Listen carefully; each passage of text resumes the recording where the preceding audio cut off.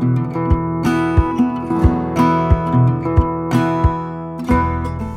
I'm Mark Camoccio, Mart TV, and we're here with part 2 of the beginner's guide to air guns. And in this one we're focusing on pellets, pellet choice and the choice of calibres. We've got a selection of pellets here, but there are hundreds on the market, but we'll take you through it. So with hundreds of pellets on the market, you can be forgiven for being a bit confused, but let's look at the main options here. Now if you look at this lineup here, you've got 177, 20, 22, 25 and 30. You can see the huge, I mean the 30 looks massive compared to the little 177. Now in the UK, obviously 177, the tiniest one, and 22 are the two most popular calibres. But the others have been tried. I mean, these larger calibres, 30 is obviously sort of prime, sort of FAC power, whereas the pellet's got to be strong to sort of withstand the air blast. So it's popular in FAC over here. Take it over to the States, and I believe they're going to much higher calibres than that. But yeah, it's, as you can see here, they're all dome-headed, and it's going to be a recurring theme here that the dome head pellet is, you can say, is king. They've all these tried and tested other designs, but we keep coming back to dome head. And if you look at examples, that's sort of a copper head. It's a plastic main body with a copper head insert. You've got that's an old pile driver, which is sort of a boat tail, almost solid pellet. Then you've got the Logan penetrator here with a sort of this parallel sided design here, more like a bullet. And you've got pointed pellets, which are quite popular, and then that sort of semi-hollow head, where the idea is it was sort of it would fragment on impact for hunting. But you've got these. There's several other designs such as this, twin rings and Prometheus with the plastic jackets and steel tips. All these things have been tried over the years, but with sort of greater or lesser success. But it keeps coming back to the classic shuttlecock Diabolo design, and ballistically these are just, it's very difficult to beat those. It's going to be a while probably before anything knocks them off the perch. So they are, if you need quality and need accuracy, then a good brand of those, it keeps winning the day.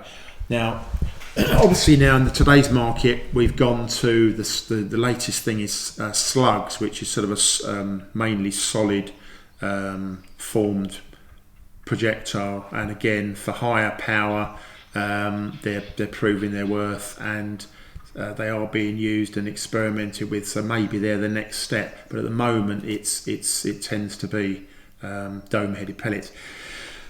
So you've got, as I say, we've just got a small selection here. There literally are sort of probably a couple of hundred different pellets on the market, but if you want quality, I think it comes that number comes right down to sort of the big players, sort of RWS, H&N, JSB, and then the brandings who are using JSB such as Air Arms, Rangemaster Sovereigns, Crossman. They're sort of the higher quality branded pellets.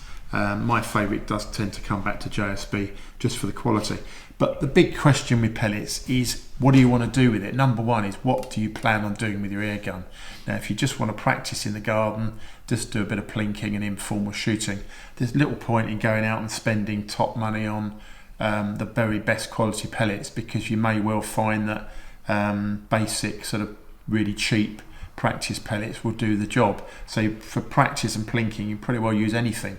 But if you start to then go into the divisions and the different disciplines in air guns, that's where you need to spend more time doing your research and looking into, firstly, what suits your barrel, but also the main aspects of why you would use a particular pellet.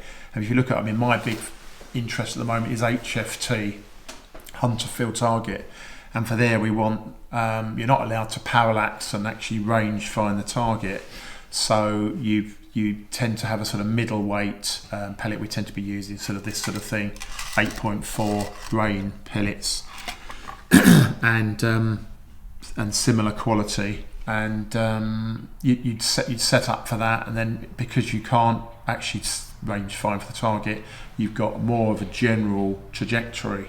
It's 177 is going to be a calibre for these main disciplines if you want to compete at the top level. But I say that, but HFT and also field target are also sort of having sort of two dedicated classes, etc. So you can still compete on equal footings from that point of view.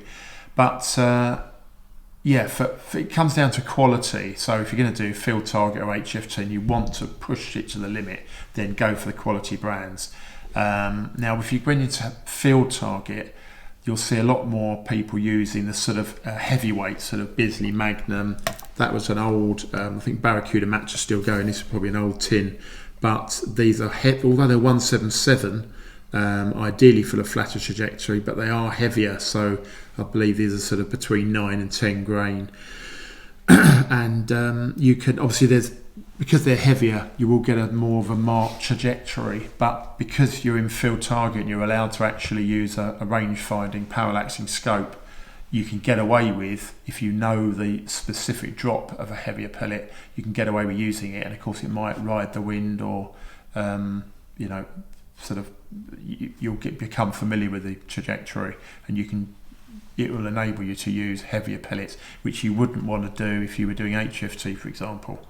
So there are those different sections. If you went into something like bench rest, where you're off, you've got a predetermined range, you know where you're shooting and what's going to happen at that range. Again, you can use heavy pellets and use any pellet that is going to group well in the barrel. A key thing with this, I would say, is accuracy trumps everything. Because I've had people say, "Oh, this pellet is slightly lighter; it's got a better sort of ballistic coefficient as such, and so the trajectory is a bit better." But if it's not that accurate in your gun, then forget it. So I'd say accuracy and compatibility with your barrel is key. Then you get onto the sort of hunting sector. And again, you could say, well, you can use any pellet, but you want to respect your quarry. So really, all those same rules apply. You want it to be as accurate as possible, and you want to be able to read that trajectory. So again, if you go out hunting, you're going to use a range finding sort of, ideally a range finder as a separate mechanism. So if you know, or you can calculate the range over which you're shooting, again, you can get away with using heavier pellets. So it would come back to quality brands and consistency, and you'll get consistency in a tin with those quality brands. But there's a lot to choose from. But yeah, it's worth persevering and do your research. So a key thing really is select a few recommended pellets, and there's no substitute really for getting out with your gun, sitting down and seeing how they group with your barrel, and then plotting your trajectory and getting a bit of confidence. But yeah, don't be too bamboozled, because you can start to divide up your pellets into different groups. So I hope that's helped.